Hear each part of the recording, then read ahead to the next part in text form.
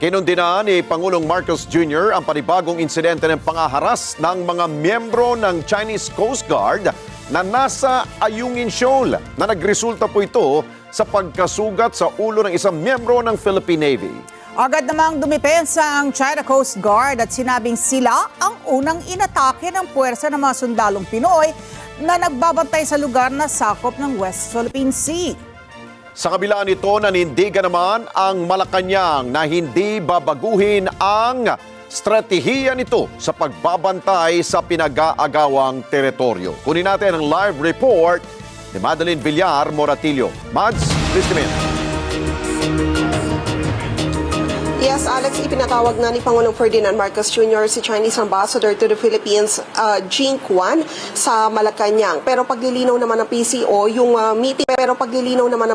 yung meeting na iyan ng Pangulo at ni Ambassador Jing Quan ay nauna nang na-schedule bago pa yung latest na pangyayari sa Ayungin Shoal. Sa mga video na ito na inilabas ng Armed Forces of the Philippines, makikita ang aktwal na komprontasyon sa pagitan ng mga tauhan ng Chinese Coast Guard at ilang tauhan ng Philippine Navy mula naman sa BRP Sierra Madre. Sabi ng AFP, idineploy ang dalawang rubber boat mula BRP Sierra Madre para palayuin ang patrol boat ng China Coast Guard. Pero paglapit nila, mainit na agad ang mga ito. Isang tauhan pa ng Navy ang tinamaan ng kahoy na baton sa ulo. Nagtamo rin umano ng pinsala ang rubber boats ng Navy. Sa inilabas na video naman ng China Coast Guard sa pamamagitan ng Chinese Embassy Manila, ipinakitang ang personnels ng Navy ang lumapit sa kanilang bangka at naunang mamalo ng paddle. Sa statement ng CCG, nagsasagawa umano ng routine patrol ang kanilang mga tauhan nang lumapit ang dalawang rubber boat mula BRP Sierra Madre. Ang Ayungin Shoal ay nasa loob ng 200 nautical miles ng exclusive economic zone ng Pilipinas. Nanindigan naman ang Malacanang sa Navy personnels na nasa Ayungin. Kung ano po ang kanilang naratibo, ganyan po ang kanilang maaaring sabihin. Hindi po natin to saklaw.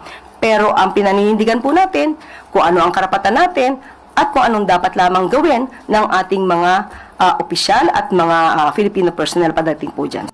Sa kabila ng panibagong insidente na ito, nanindigan naman ang Malacanang na hindi babaguhin ng gobyerno ng Pilipinas ang strategy nito sa China. Sa panahon po ngayon ay kailangan pong aralin din ng Pangulo pero hindi po nadadaan sa dahas ang anumang pakikipaglaban sa karapatan. Hindi pinag-uusapan dito ang laki ng iyong teritoryo, ang lakas ng iyong puwersa, kundi pakikipaglaban sa katotohanan at kung ano ang iyong karapatan. Sabi ni Palace Press Officer Claire Castro, kinukundina ng Pangulo ang panibagong insidente na ito. Walang inilabas na pahayag si PBBM sa insidente. Pero suportado aniya ng Pangulo ang inilabas ng mga pahayag ng Department of Foreign Affairs at ng Department of National Defense. Hindi ko po mabibigay sa inyo mismo kung anong sinabi ng Pangulo.